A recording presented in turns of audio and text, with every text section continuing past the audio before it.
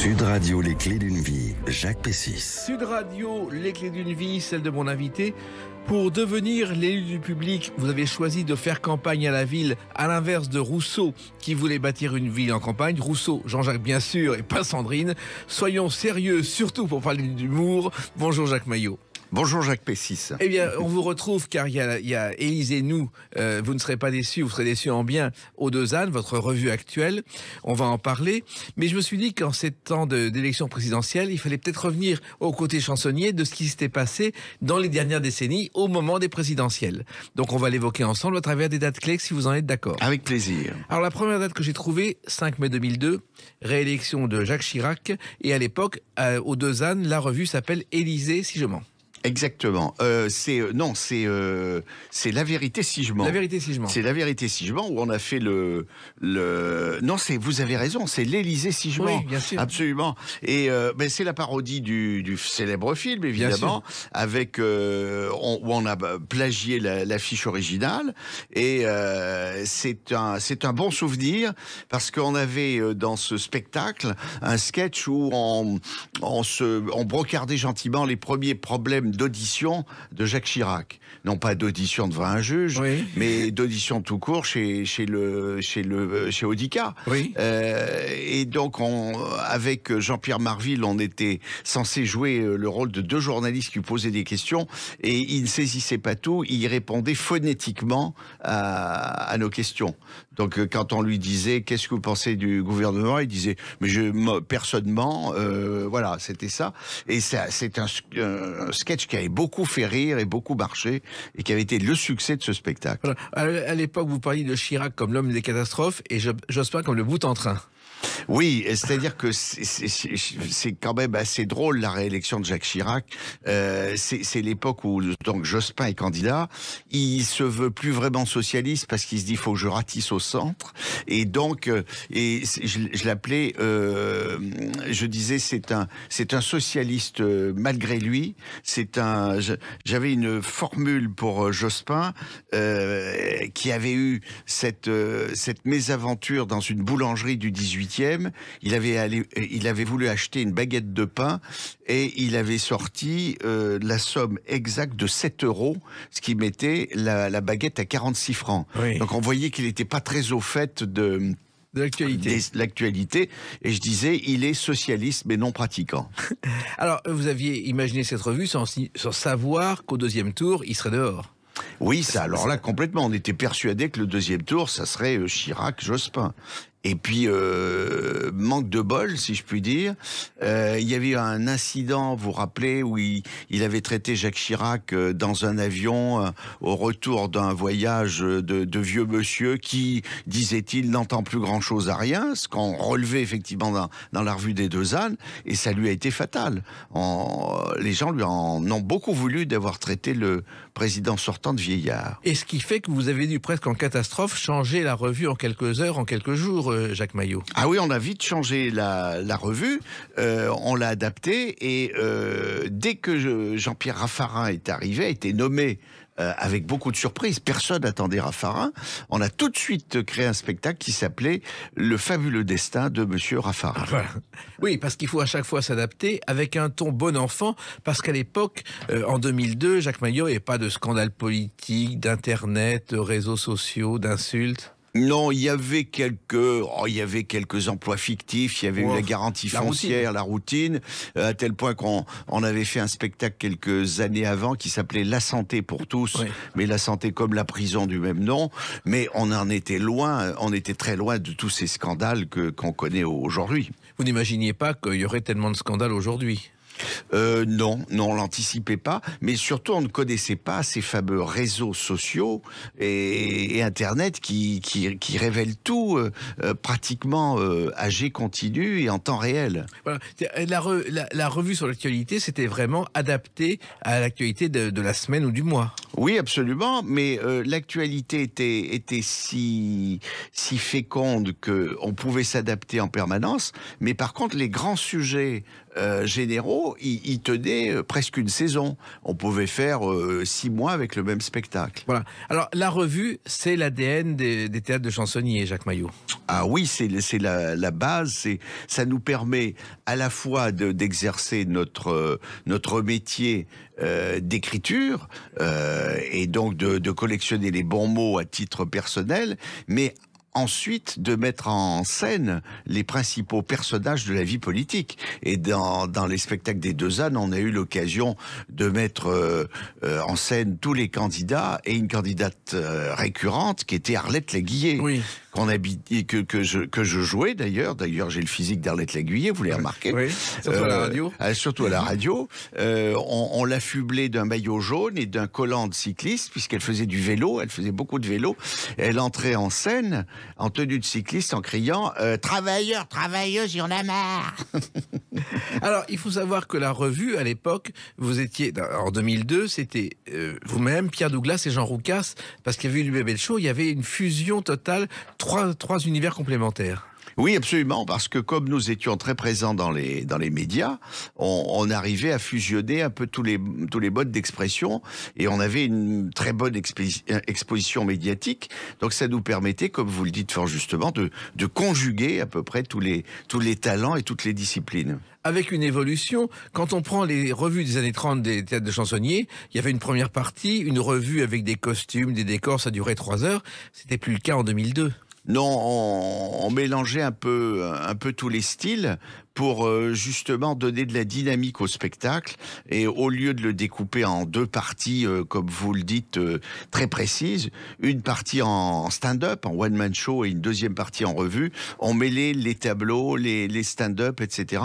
Et ça donnait beaucoup de dynamique au spectacle. Alors pour les plus jeunes, il faut savoir que les chansonniers ont beaucoup évolué. Dans les années 30, un chansonnier, c'était quelqu'un qui écrivait un sketch l'après-midi, qui le lisait avec un petit papier le soir, accompagné par un pianiste, Jacques Maillot. Exactement, c'était du tout chaud, du tout frais. Maintenant, ça se fait beaucoup moins parce que le dernier personnage connu qui avait des fiches, c'était notre ami Guy Bedos, qui faisait ses revues de presse avec ses fiches. Nous, on le pratique, on le fait plus, très peu. On essaie de mémoriser nos textes et comme on est pour l'instant encore en bon état mémoriel, on arrive à le faire. Voilà. Et à l'époque, le maître des chansonniers, le prince des chansonniers, c'était celui-ci. Pourquoi pas? J'ai fait une petite chanson, pourquoi pas? Le titre me paraît bon, pourquoi pas? Mais les couplets sont ratés. Vous me voyez hésiter, oserais-je les chanter? Pourquoi pas? Voilà, René Dorin, c'est le prince des chansonniers. Oui, c'était lui qui dominait la profession. Tout le monde l'appelait d'ailleurs Monsieur Dorin. Et c'est un homme qui avait tous les talents puisqu'il composait des chansons extrêmement bien et de façon brillante. Et il écrivait surtout beaucoup de revues. La plupart des revues de chansonniers des Deux ânes dans les années 50 étaient signées René Dorin. Et après, c'est Pierre-Jean Vaillard qui a pris dignement sa suite. Mais René Dorin, un peu oublié aujourd'hui, sa fille, c'est Françoise Dorin. Bien sûr. Donc il y a un bel atavisme. Sa fille a montré tout son talent et je pense qu'elle était la digne continuatrice de son père, qui lui aussi, comme sa fille, aurait pu écrire brillamment des pièces de théâtre. Et pour le chansonnier que vous êtes, Jacques Maillot, René Dorin, c'est un maître. Ah oui, indiscutablement, c'est une référence. C'est un monsieur qui savait ciseler ses couplets, ses chansons, qui avait l'art des mots, d'une grande subtilité, René Dorin. Je pense que tout était dans la nuance et j'apprécie beaucoup ça. Et il travaillait beaucoup. Un jour, Françoise me racontait qu'il partait en vacances alors qu'elle était enfant. Il s'enfermait dans son bureau à 8h du matin et à 4h30, il ouvrait la fenêtre de son bureau, il respirait un air, il disait « Ah, ça, c'est vive les vacances !» Oui, ça durait 5 minutes. Oui, c'était un énorme travailleur, Et alors, vous dites, ça c'est vrai qu'ils avaient l'habitude de s'enfermer dans leur bureau et souvent il fallait aller voir les corbeilles à papier qui étaient pleines parce qu'ils écrivaient beaucoup, mais ils éliminaient beaucoup, ils déchiraient beaucoup et ils reprenaient sans arrêt leurs textes, d'où cette précision extraordinaire. Mais ça aussi, on ne le sait pas aujourd'hui. Quand on voit des jeunes faire des textes ou des seuls en scène, un texte de chansonnier, c'est un mélange d'humour et de culture, Jacques Maillot. Ah oui, si on n'a pas les références, c'est difficile de faire notre métier, il faut quand même savoir d'où on vient, où on va et avec qui on le fait. Donc c'est important de connaître l'histoire de la 5e, de la 4e, de la 3e République. C'est très important. Et puis d'avoir des racines historiques, parce que ça fait partie des allusions. Et on le voit bien avec l'actualité triste que nous vivons aujourd'hui avec les affaires d'Ukraine et de Russie, que si on n'a pas les références historique et culturel, on passe à côté de beaucoup de choses. Et puis, en 2002, c'est encore une époque où les communicants n'agissaient pas, où les hommes politiques pouvaient dire n'importe quoi, ce qui vous servait, Jacques Maillot. Oui, là, ils étaient beaucoup moins aux prises avec cette réaction médiatique immédiate, donc ils balançaient des trucs, personne s'en apercevait, et justement, les chansonniers qui, eux, vraiment épluchaient la presse écrite quotidienne, se faisaient un malin plaisir de relever leurs incohérences verbales. Mais que ce soit vous, quelques autres, ou même le Luron, chaque ligne d'un journal pouvait être un sujet de texte. Ah oui, d'autant que ça continue. Nos gouvernants n'arrêtent pas de faire des bourdes. On se rappelle de Nadine Morano qui a dit il n'y a jamais eu autant de vols de téléphone que depuis l'invention du portable. Voilà, c'est extraordinaire. C'est vrai que dans les bureaux, on volait beaucoup moins les téléphones que dans les poches. Eh oui, mais c'est ce qui lui permet d'être branché, vous aussi. On va continuer à parler de tout ça avec une autre date. Une autre élection, le 6 mai 2007. A tout de suite sur Sud Radio avec Jacques Maillot. Sud Radio, les clés d'une vie, Jacques Pessis. Sud Radio, les clés d'une vie, mon invité Jacques Maillot. Nous évoquons les chansonniers au temps des présidentielles. Il y a le spectacle actuel Élisez-nous, vous serez déçus en bien, aux Deux Ânes, mais il y en a eu d'autres. Et en 2007, le 6 mai 2007, quand Nicolas Sarkozy est élu président de la République, il y a eu 2 revues, c'est Ségolène et les 7 nains et Qui va dormir à l'Élysée, Jacques Maillot. Absolument. En première partie de saison, on démarre avec Ségolène et les 7 nains. Très beau succès, puisque on avait la chance de voir arriver Florence Brunold, qui avait compris que Ségolène allait être une cible de choix. Elle est vraiment la première à l'imiter, à la pasticher, donc c'est un très gros succès. Et comme nous partons en tournée avec Jean Amadou et Jean Roucas au mois de janvier 2007, il faut qu'on modifie le spectacle. C'est là où je fais revenir Patrick Fonte sur la scène avec Thierry Rocher qui lui donne la réplique et on crée Qui va dormir à l'Élysée. Voilà, et qui est aussi un succès. À l'époque, on pouvait monter 2 revues, alors que l'actualité aujourd'hui va beaucoup plus vite, on ne monte qu'une revue, Jacques Maillot. Oui, absolument. Oui, c'est 2 choses différentes. Il faut dire qu'on avait d'abord le personnel, la matière, on avait des hommes politiques intéressants, ce qui n'est pas forcément le cas aujourd'hui. On avait des hommes politiques qui avaient du caractère, du tempérament. Ça n'est plus le cas aujourd'hui. Donc, on avait la chance de travailler sur de la matière précieuse. Voilà. Il faut savoir aussi que les hommes politiques venaient sans complexe aux Deux Ânes pour partager des rires avec vous, Jacques Maillot. Oui, on avait beaucoup de visiteurs à l'époque, et je vais pas citer de nom, mais ce qui m'a fait rire et ce qui m'a fait encore sourire il y a pas très longtemps, puisque nous avons eu la visite d'une grosse écurie des Républicains qui sont venus au théâtre des Deux Ânes. Monsieur Ciotti m'a dit « Mais alors, pourquoi vous ne parlez pas de moi dans le spectacle ?» Voilà. Et ils aiment vraiment bien qu'on parle d'eux. Parce qu'ils doivent se dire, si je ne suis pas sélectionné dans la revue des Deux Ânes, c'est que je compte pour du beurre. Ça doit être ça. Mais il y avait des habitués comme Jean-François Copé, comme Daniel Vaillant, ou Michel Charras, qui ne manquait pas une revue. Ah oui, Michel venait voir toutes les revues, c'était un fidèle, et il nous donnait même des conseils. Il nous disait, celui-là, il a fait ça, vous devriez dire ça, etc. Lui, il avait des informations de première main.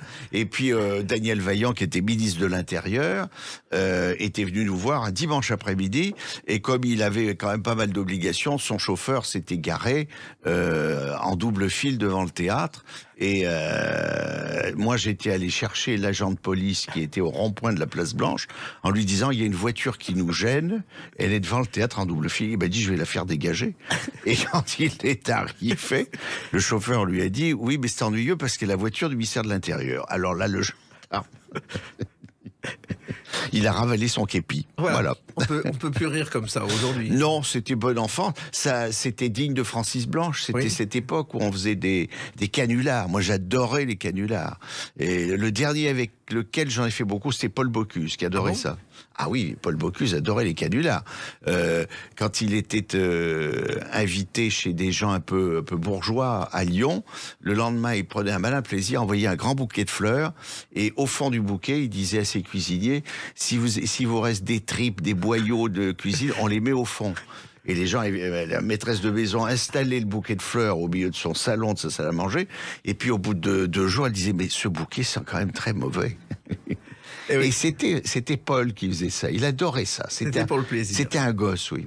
Alors, et je pense aussi que vous étiez les enfants sur scène. Il y a en 2007, dans la revue Qui va dormir à l'Élysée, un débat mémorable entre Sarkozy et Ségolène Royal, Jacques Maillot. Ah oui, c'est historique puisqu'ils s'affrontent de façon très dure. Et Ségolène est mise en difficulté indiscutablement par Nicolas Sarkozy parce que Ségolène c'est tout, mais pas certaines choses. Il y a beaucoup de choses qui lui échappent, et notamment, elle ne sait pas combien on a de sous-marins atomiques, combien on a d'avions, etc. Donc, elle est coincée à de multiples reprises par Sarkozy, qui est, pour une fois, est très calme. Il est extrêmement calme, Nicolas Sarkozy. Donc, il fait un débat assez brillant. Et donc, on a tout de suite repris, grâce à Michel Guidoni, qui campe admirablement Sarkozy, et Florence Ségolène, on a repris le débat. Et c'est même avec ce débat que nous avons ouvert le spectacle, ce qui était une première. Parce que d'habitude, on ouvre le spectacle en stand-up ou en chanson, et là, on ouvrait directement avec le débat. Alors, il faut savoir aussi qu'à cette époque, il y avait des personnages qu'on caricaturait, comme Ségolène Royal, comme Nicolas Sarkozy. Aujourd'hui, c'est beaucoup plus difficile, Jacques Maillot. Oui, parce que nous avons des hommes politiques sans aspérité. C'est le problème on l'a découvert avec les députés En Marche. Ce sont des gens qui viennent de nulle part, qui n'ont pas de passé politique et qui ont été fabriqués tous sur le même moule dans des écoles de commerce qui se ressemblent toutes finalement. Donc on a des cadres sup, mais ils n'ont que de supérieur l'adjectif, c'est tout. Et puis dans cette revue, c'était la dernière fois qu'il y avait ce chansonnier dont bien sûr vous allez reconnaître la voix. Vous me demandez si nous avons un beau moine. Il faut toujours répéter la question, tu vois, ça fait gagner 5 ans. Jean Amadou, vedette de télévision et chansonnier, extrêmement cultivé, mordant, qui a inventé un genre avec les photos qu'il commentait. Oui, il a inventé ce style-là avec beaucoup d'acuité, et après il l'a développé en mariant les photos drôles des hommes politiques qu'il découpait dans la presse avec des chansons. Et donc aujourd'hui, nous aurons une très jolie photo de Anne Hidalgo avec à Paris à vélo en dépassant les autos. Voilà. Donc c'était son truc. Et il le faisait très très bien. Et c'était tellement au point que à la fin, grâce au numérique, on avait réussi à marier il n'y avait plus de vidéoprojecteur, tout se passait par l'ordinateur. Donc Jean pouvait faire une partie de son tour en allant s'asseoir dans les coulisses et en buvant un whisky tranquillement. Ce qui était parfait. Ce qui était parfait. Alors, il disait qu'il ne se considérait pas comme chansonnier, mais un saltimbanque adepte de la mauvaise foi. Oui, c'est tout à fait ça. Il était Jean avait des origines de comédien. Il devait être comédien. Il a fait beaucoup de doublage grâce à cette voix très grave qu'il avait. Et c'est vrai qu'il s'est toujours considéré comme un saltimbanque, alors que il a apporté finalement à notre métier un côté journalistique. Mais il ne s'est jamais considéré comme un journaliste. Oui, parce qu'il a été refusé au conservatoire et il rêvait d'être comédien. En même temps, il a fait aux 2 ânes une formule. Il a le courage, Sarkozy, d'aller en Égypte, là où il y a des sarcophages. Oui. C'était une formule qui a fait mouche à l'époque. Ah oui. Il avait le sens des formules. Jean Amadou, c'est lui qui disait toujours je suis allé écouter l'autre jour le président Edgar Faure. Il a parlé pendant 2 heures. Ah, c'était formidable, formidable. Qu'est-ce qu'il a dit? Il l'a pas dit. Voilà. Mais ça, c'est aussi une forme d'esprit de Paris qu'il faut conserver et qui est parfois en voie de disparition, Jacques Maillot. Oui, parce que c'était pas de l'humour, c'était vraiment de l'esprit. Et c'est ce qui différencie d'ailleurs, je pense, les Français des Anglais. Les Anglais sont plutôt dans l'humour, les Français plutôt dans l'esprit. Je pense que c'est grâce à la langue française qui est beaucoup plus riche que la langue anglaise, qui a beaucoup plus de mots, de vocabulaire, de subtilité. Et donc cette richesse linguistique nous donne cette possibilité d'avoir de l'esprit, de jouer avec les mots. Et à la télévision, il ne faut pas oublier que Jean Amadou a animé C'est pas sérieux, Sérieux s'abstenir dans les années 80, avec une femme aussi qui a été très célèbre et qui est la première chansonnière, qui est Anne-Marie Carrière. Oui, Anne-Marie Carrière, qui était une femme émergente, puisque je pense que c'est vraiment la première femme qui a fait de l'humour, à la fois aux dépens des hommes, ça c'était très nouveau, avec son fameux dictionnaire des hommes, tout homme a au fond de lui un cochon qui sommeille, il fallait oser le dire à l'époque, et puis à son propre détriment, parce qu'elle n'hésitait pas à se moquer d'elle, elle pratiquait l'autodérision, et elle me disait c'était très nouveau, parce que les femmes ne se moquaient pas d'elles-mêmes. Et elle, avec sa rondeur, elle prenait un malin plaisir à rire d'elle-même, mais surtout des hommes. Et je pense, je le dis tout le temps, je pense qu'elle a fait beaucoup plus pour faire avancer la condition féminine que beaucoup de soi-disant spécialistes. Voilà. Et elle se moquait gentiment des femmes aussi, quand elle disait, par exemple, la femme au volant, tout ce qui l'intéresse, c'est les rétroviseurs pour se maquiller. Oui, c'est ça. Oui. Mais en même temps, ça passait très bien, et c'est une façon de défendre les femmes bien avant d'autres. Oui, tout à fait. Oui, c'est. Elle a été vraiment une pionnière parce que et les femmes l'adoraient. Les femmes ont bien senti que elle les faisait sortir d'un isolement dans lequel elles étaient, puisque c'est vrai que chez les chansonniers, il n'y avait pas de femmes. Et chez les humoristes, il n'y avait aucune femme, absolument pas.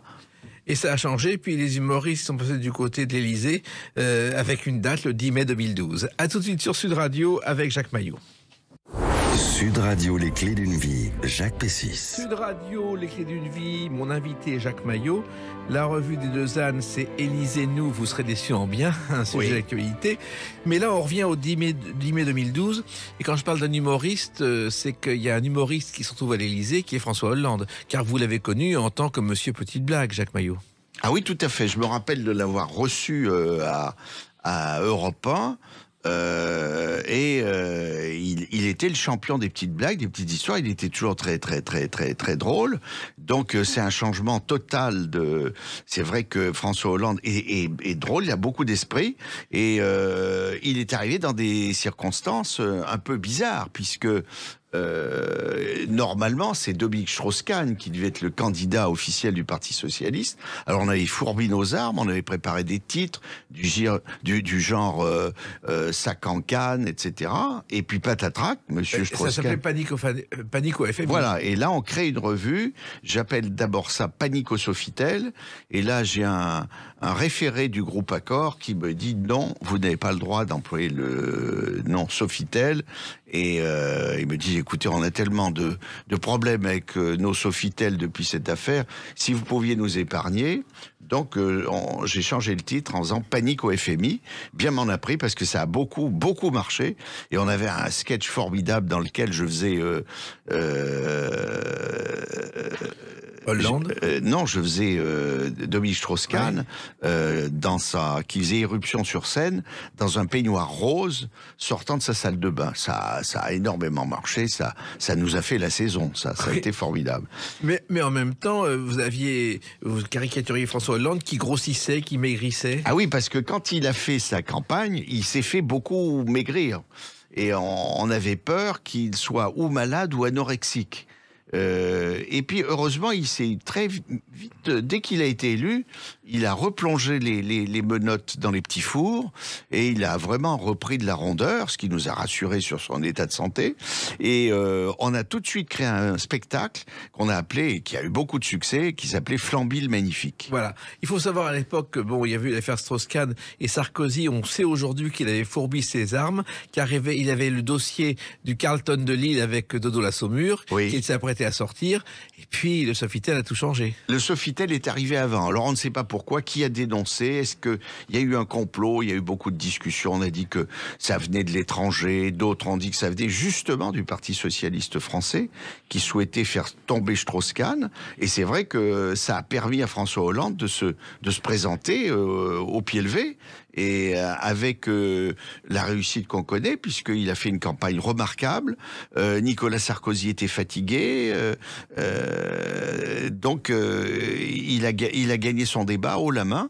Il a été extrêmement calme aussi, il a fait un bon débat. Donc on s'attendait pas du tout à voir arriver Hollande, mais dès le départ, on a été largement servi, puisque vous vous rappelez, le jour même de son intronisation à l'Élysée, il prend l'avion pour partir à Bonn voir la chancelière, lapsus révélateur, Angela Merkel, et son avion prend la foudre. On s'est dit, est-ce qu'il a le coup de foudre déjà pour Angela Merkel? On connaissait pas encore le scooter, mais des coups de foudre, il en a eu beaucoup. Voilà, et ça, bien sûr, ça servait des chansonniers, mais en même temps, le chansonnier doit pouvoir juger des limites de la caricature. Oui. Il y a une autocensure. Oui, c'est-à-dire qu'il faut quand même pas tomber dans les bassesses, il faut quand même respecter sa cible, c'est très important de respecter ses cibles, donc on peut en rire, on peut les brocarder, on peut tout faire, mais on doit pas les traîner trop bas, ni trop dans le ridicule. Faut se méfier, il faut jamais humilier les gens, c'est très important. Regardez, on a un tsar russe qu'on a peut-être humilié un moment, ça nous coûte cher aujourd'hui. Voilà, et en même temps, c'est le travail du chansonnier, et c'est un travail qui s'apprend avec les années, ce Jacques Maillot, à ne pas aller trop loin. Oui, je dirais qu'on est comme les bons tailleurs, il faut avoir le sens de la mesure. Et je crois que il faut peser le pour, il faut peser le contre. Il faut surtout ne jamais s'emballer autour d'un personnage. Il faut surtout faire très attention à ne pas dire le contraire de ce qu'il est. Je me rappelle d'un apprenti imitateur qui avait fait un sketch sur François Mitterrand où il faisait passer François Mitterrand pour un personnage pas très futé, pas très cultivé. Je lui dis, ça ne marchera jamais. Parce que Mitterrand, c'est le contraire, c'est Machiavel, c'est un puits de culture. Donc il faut l'attaquer par ce qu'il est, non pas par ce qu'il n'est pas. Parce que ça ne fera jamais rire, jamais. Alors, il y a aussi quelque chose d'important, c'est que vous avez appris ce métier grâce à quelqu'un qui vous a repéré, qui était un maître chansonnier. Jacques Maillot, c'était Jean Rigaud. Oui, alors Jean, on s'est connus il y a très très longtemps, et quand il m'a vu la première fois sur scène, il m'a dit, je pense que tu es dans la grande lignée des chansonniers, et donc il m'a tout de suite beaucoup aidé, il m'a donné plein de conseils, et c'est lui le premier qui m'a expliqué qu'il fallait travailler par cliché, par image, et que nous étions des sortes de caricaturistes, mais avec le verbe. Et c'est lui qui m'a appris les comparaisons dans le style, je ne sais pas, tel homme politique, on peut le comparer à une émission de télévision, lui donner un titre d'émission de télé. Et c'est pour ça qu'aujourd'hui, par exemple, je dis de Jean Castex, Jean Castex, c'est un énarque, mais en tenue de camouflage. Voilà. Et ça, c'était le style Rigaud. C'est-à-dire qu'on prend l'image de l'énarque, un type qui est très technocrate, et puis la tenue de camouflage où on voit ce monsieur qui fait comique d'opérette. Vous qui connaissez bien l'opérette Jacques Pessis, moi je verrais bien Jean Castex dans une opérette de Francis Lopez. Oui. Il serait parfait, c'est Paul Prébois, quoi. Exactement, voilà. Ça lui irait très bien. Et ça laisserait de la place à Matignon. Et il se trouve aussi que Jean Rigaud, un jour, reçoit un monsieur qui dit, voilà, mon fils veut être chansonnier, dégoûte-le de ce métier, lui, il faut pas faire ce métier. Et Jean Rigaud a regardé le jeune homme, il dit, tu commences demain. Et ce monsieur, c'était Francis Blanche. Et c'est comme ça que Jean Rigaud a fait débuter Francis Blanche dans les Fables du robinet, qui étaient des anti-fables de La Fontaine. en 1944 au Vernet. Au Vernet, ah oui, dans le cabaret de Jean Rigaud, qui était le Vernet. Mais ça ne m'étonne pas parce que Jean avait ce talent de découvreur et il aimait beaucoup les gens. Et quand il voyait quelqu'un qui avait du talent, contrairement à certaines personnes, il le poussait tout de suite et il l'aidait énormément. Et moi, il m'a ouvert toutes les portes du tout Paris, puisque Jean Rigaud, c'était quand même la vedette du tout Paris. Bien sûr. Et donc, j'ai circulé dans tous les milieux. On n'oublie pas que son témoin de mariage, c'était François Mitterrand. Oui, c'est autre chose. Et puis, il y a eu la radio qui vous a beaucoup apporté parce que, en faisant l'oreille en coin, vous avez vraiment appris votre métier, Jacques Maillot. Oui, là j'ai eu la chance d'avoir deux grands producteurs qui étaient Codou et Garetto, deux personnages très différents mais qui se complétaient admirablement et qui m'ont appris justement ce fameux sens de l'équilibre. Et Jean Garetto, qui était une sorte de directeur éditorial de l'émission, veillait à l'équilibre et comme je sortais directement de chez les pères maristes et jésuites, j'avais tendance à me moquer beaucoup de la religion catholique. Et le dimanche en fin d'émission, Garetto me disait vous nous avez fait deux belles curtonneries aujourd'hui, dimanche prochain, évitez. Si vous pouvez taper sur autre chose, peut-être de l'autre côté. Allez voir du côté du Parti communiste ou ailleurs, mais pas là. Voilà. Donc, à chaque fois, il équilibrait et il m'a appris vraiment beaucoup, beaucoup mon métier. Et pour celles et ceux qui ne savent pas, la première émission de chansonnier à la radio, c'était celle-ci. Pour informer le monde avec la voix des ondes, il y a les chansonniers. Le Grenier de Montmartre, qui a duré de 1946 à 1974, on a totalement oublié. Oui. Mais c'est une émission qui, le dimanche à midi, avait une audience qui ferait rêver les radios et les télévisions d'aujourd'hui. Oui, alors d'ailleurs, moi j'aimais beaucoup à la fin, mais quand j'étais plus petit, c'était mon calvaire. Parce que mes parents et mes grands-parents écoutaient le Grenier de Montmartre et il fallait pas bouger une oreille.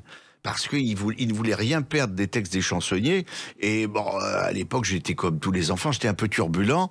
Et si je faisais du bruit et que j'empêchais mon grand-père, qui avait déjà l'oreille dure, d'écouter qui Edmond Meunier, qui André Rochelle, qui Maurice Orgue, etc., je me faisais vilipender fortement. Et puis après, quand j'ai commencé à apprécier tout ça, évidemment, j'étais comme eux, j'écoutais ça d'une oreille extrêmement attentive. Et il y avait à l'époque aussi un chansonnier qui avait beaucoup de succès et qui a été, je crois, un des pionniers des deux ânes et un des pensionnaires les plus longs, c'est celui-ci.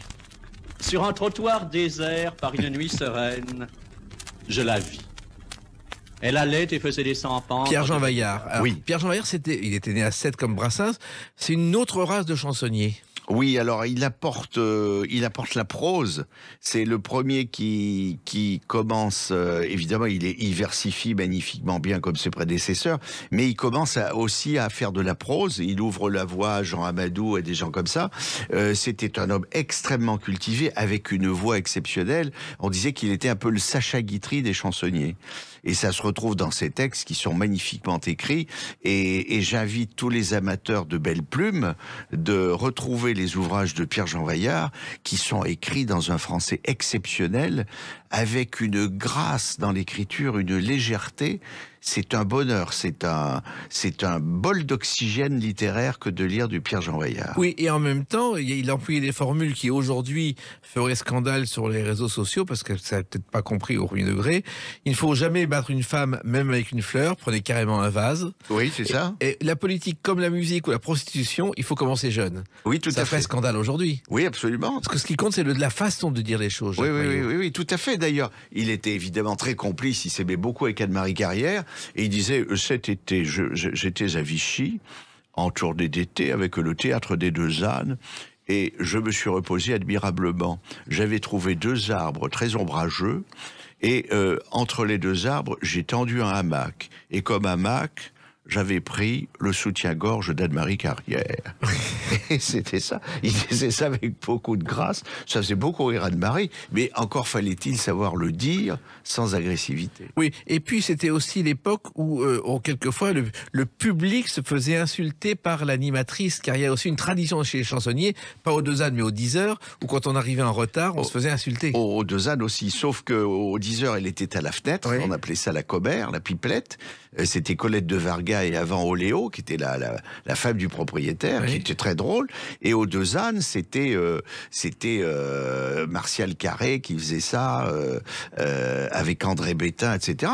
Et les gens se faisaient copieusement, pas insulter, mais brocarder sérieusement. Quand ils arrivaient en retard. Quand ils arrivaient en retard. Alors c'était du style, mais cher monsieur, mais vous étiez là déjà hier soir. Mais si vous étiez là hier soir.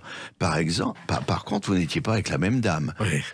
Aujourd'hui, je suis désolé de vous le dire, mais vous avez perdu au change. Celle d'hier était nettement mieux. Alors ça mettait les gens dans un état...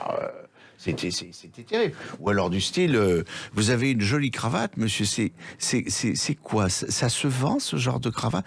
Vous permettez que je regarde l'étiquette? Ah non, c'est pas de la soie, c'est marqué acétate, je connaissais pas ce tissu. Mais en même temps, les gens arrivaient en retard exprès pour justement se faire insulter. C'était une tradition. Il y avait même des gens qui invitaient des amis et qui ne connaissaient pas forcément les théâtres de chansonniers et qui faisaient effectivement exprès d'arriver en retard et qui mettaient leurs amis en avant quand ils rentraient en retard dans le théâtre, et c'est eux qui prenaient. Et ça les faisait beaucoup rire d'écouter leurs invités se faire brocarder. Et aujourd'hui, d'ailleurs, ce serait une tradition facile à respecter grâce à Anne Hidalgo. Tout le monde arrive en retard. Oui, alors là, je dois dire qu'elle a beaucoup œuvré pour nous, parce que c'est même plus du retard. Il y a des pauvres gens qui ratent la première demi-heure du spectacle parce qu'ils sont pris dans les embouteillages parisiens. Donc elle nous a énormément aidés, ça, il faut lui en savoir gré. On votera pour elle, je pense, à la prochaine présidentielle, parce qu'on lui doit bien ça, et puis ça l'aidera peut-être à être au-dessus d'1%, je pense. Peut-être. Et puis on va se retourner vers une autre date, le 25 septembre 2021, dans quelques instants, avec Jacques Maillot sur Sud Radio.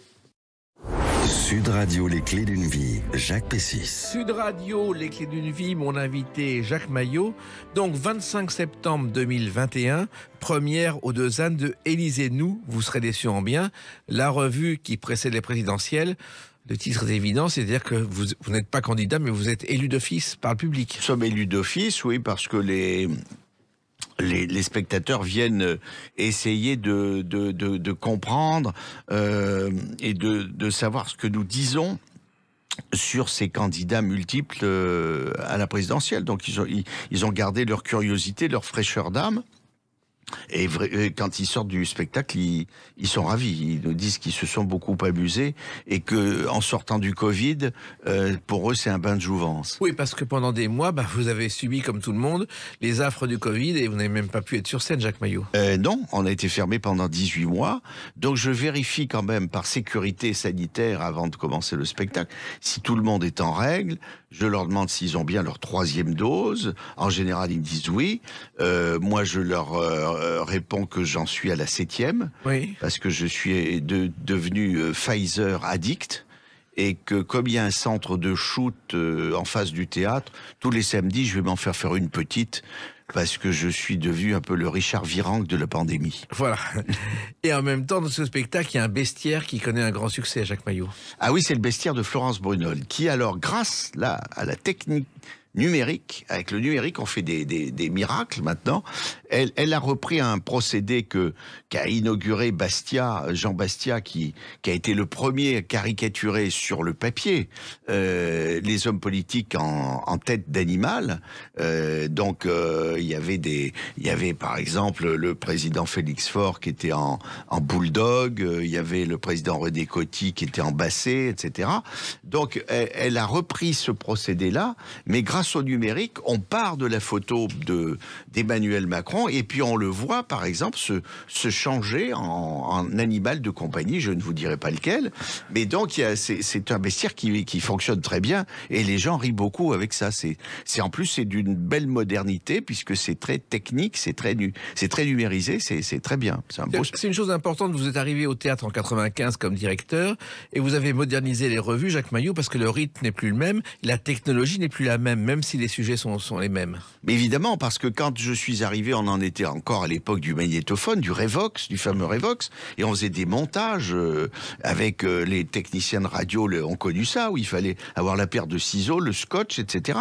Et puis petit à petit, on a évolué vers le DAT, et puis grâce au numérique, les montages, ça a été fini, il n'y a plus de bande, c'est dématérialisé, et on fait ce qu'on veut. Donc c'est d'une souplesse qu'on n'avait pas, parce qu'avant, tout ce qui était ordonnancé sur la bande, on ne pouvait pas le transgresser. Ce qui n'a pas changé, mais ce qui a évolué, c'est votre équipe, car vous êtes un homme fidèle, et la troupe des chansonniers ne change pas au fil des saisons.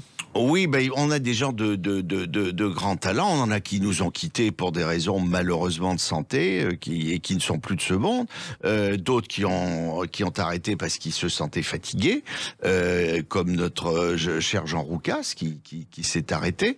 Mais j'ai la chance d'avoir gardé deux talents précieux que sont Michel Guidoni, qui est un formidable imitateur, et Florence Brunel, qui est c'est pas une imitatrice, c'est une pasticheuse. Elle rentre dans la peau de ses personnages et elle pique carrément leur gestuelle. Elle a un côté absolument diabolique pour ça. Et elle fait des personnages magnifiquement. Évidemment, Ségolène, mais elle fait très très bien Anne Hidalgo. Elle fait tous les personnages féminins. Angela Merkel, la reine Elisabeth. Elle a vraiment un énorme talent. Et puis j'ai mon camarade Gilles Détroit, qui est un chansonnier du quotidien et qui manie les absurdités auxquelles nous sommes confrontés dans notre vie quotidienne avec beaucoup de talent, et il fait énormément rire les spectateurs. Il clôt le spectacle avec un énorme succès. Et ça veut dire aussi garder une troupe, trouver des jeunes et rester fidèle à la tradition. C'est pas si facile que ça, Jacques Maillot. Oui, donc nous avons la chance d'avoir Emiliane Charlotte, qui nous a été envoyée par Xavier Thibault du Grand Orchestre du Splendide, qui est d'abord une excellente musicienne, diplômée du conservatoire en guitare, et surtout qui a une voix magnifique, et qui vient de se lancer dans la chanson parodique, appuyé admirablement par un journaliste du Courrier Picard, qui est Jean-Marc Chauviré, et qui ils font à tous les deux des chansons pastiches admirables. Et je dois dire que tous les soirs, elle fait un succès énorme. Et elle a 27 ans, c'est très encourageant. C'est encourageant, et notamment avec une chanson qu'elle pastiche, une chanson des années 30.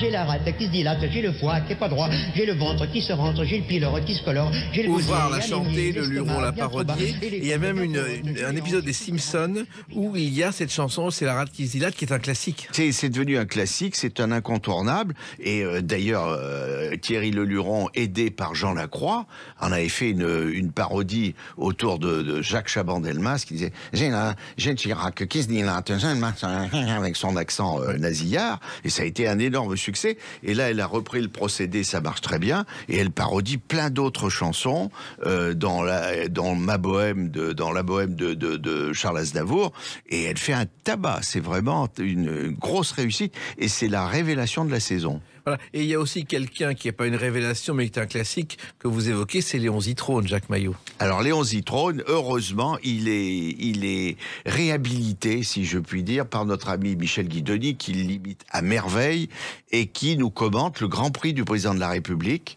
vu par Léon Zitrone. Donc il y a tous les candidats, il y a Anne Hidalgo, évidemment, il y a Emmanuel Macron, il y a Jean-Luc Mélenchon, et tout ce petit monde Valérie Pécresse, bien sûr.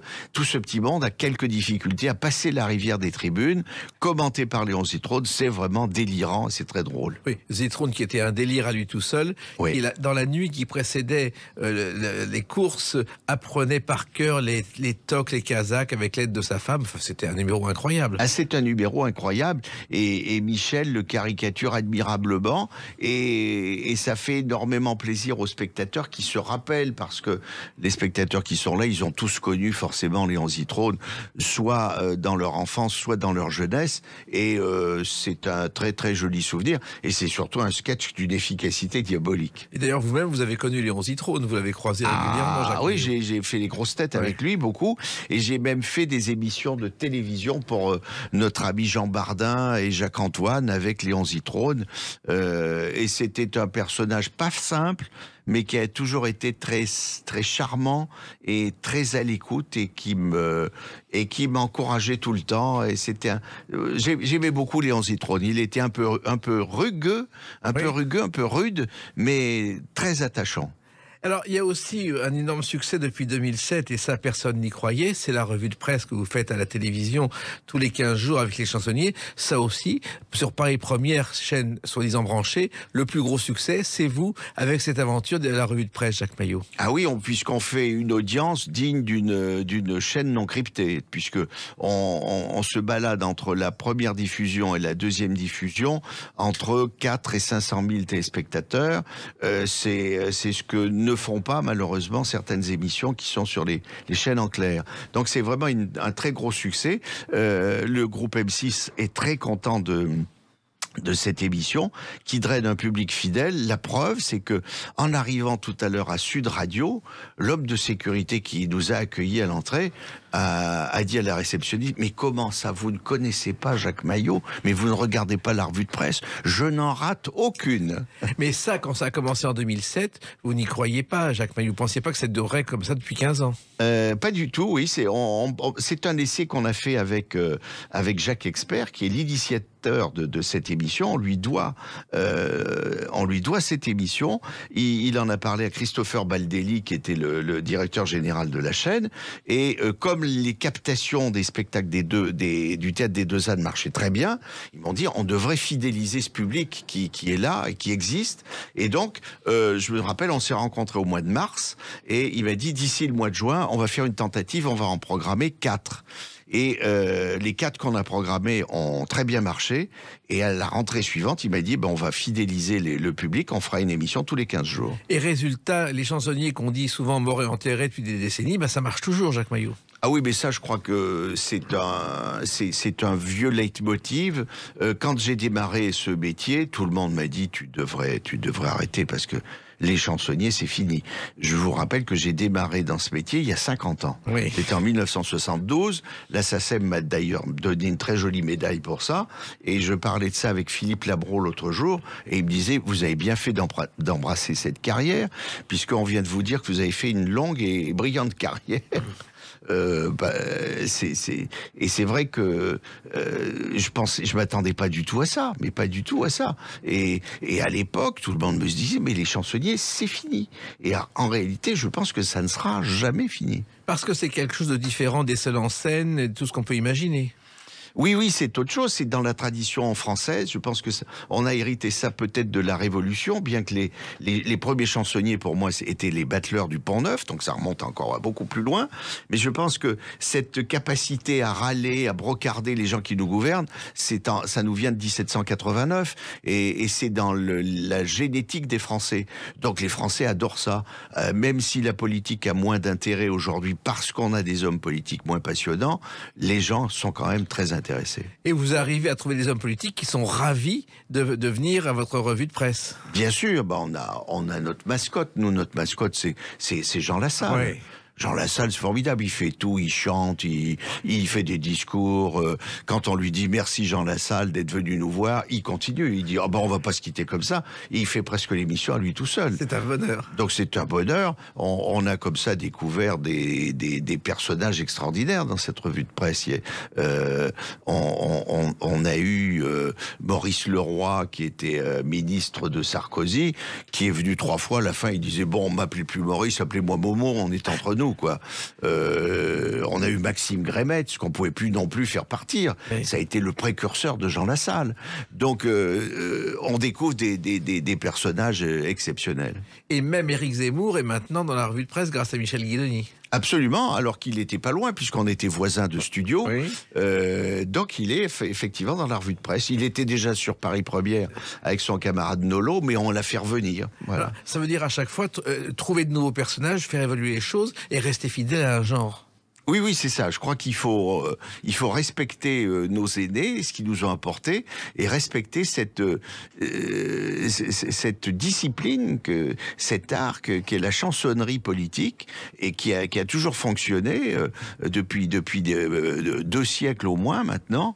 Et je crois que c'est comme on fait un métier comme les autres. C'est comme un bon boulanger. S'il fait du très bon pain, ça se vend très bien. Et la preuve, aux 2 ânes, il y a les anciens qui viennent, mais il y a aussi une nouvelle génération qui vous découvre et qui vient voir votre spectacle Élisez-nous. Oui, oui, oui, absolument. On a beaucoup de jeunes et on a même je vais pas dire des enfants, mais presque, et qui sont sous le charme, parce que ça, quand ils voient par exemple Michel Guidoni faire Zemmour ou faire Nicolas Sarkozy, ou ça les amuse beaucoup, et quand ils voient Florence Brunel dans Brigitte Macron, je peux vous dire comme on dit à ces âges-là, on se poile vraiment, on rigole beaucoup. Ça veut dire aussi que ce genre a de l'avenir. Vous êtes le dernier théâtre de chansonnier, mais il faudrait que d'autres renaissent. Mais j'espère qu'on trouvera une suite et qu'on pourra passer le témoin à des jeunes talents. De toute façon, des talents, il y en aura toujours. Encore faut-il qu'ils s'orientent vers cette niche, parce que c'est une véritable niche, les théâtres de chansonniers. C'est un peu comme dans l'industrie, il faut savoir trouver la bonne niche. Là, il y en a une qui existe, on la connaît, donc c'est pas très facile pour la détecter, il suffit de venir. Voilà, eh bien on ira donc le plus longtemps possible. Et puis je suis sûr que le spectacle va évoluer avec les élections, je me fais pas d'illusions là-dessus, au fil des semaines. Élisez-nous, vous serez déçus en bien, on sera vraiment déçus en bien, avec une évolution permanente, je suppose. Oui, oui, absolument. Et comme on a même déjà modifié la 2e partie du titre, suite à la déclaration de notre président de la République, on a fait « Élisez-nous, vous ne serez plus emmerdés du tout ». Voilà. Eh bien, on ne s'emmerdera pas en allant aux 2 ânes. Merci Jacques Maillot, continuez comme ça. Merci. Merci d'avoir si bien raconté les chansonniers, et surtout ne lâchez rien. Voilà. Merci. Les Clés d'une vie, c'est terminé pour aujourd'hui. On se retrouve bientôt. Restez fidèles à l'écoute de Sud Radio.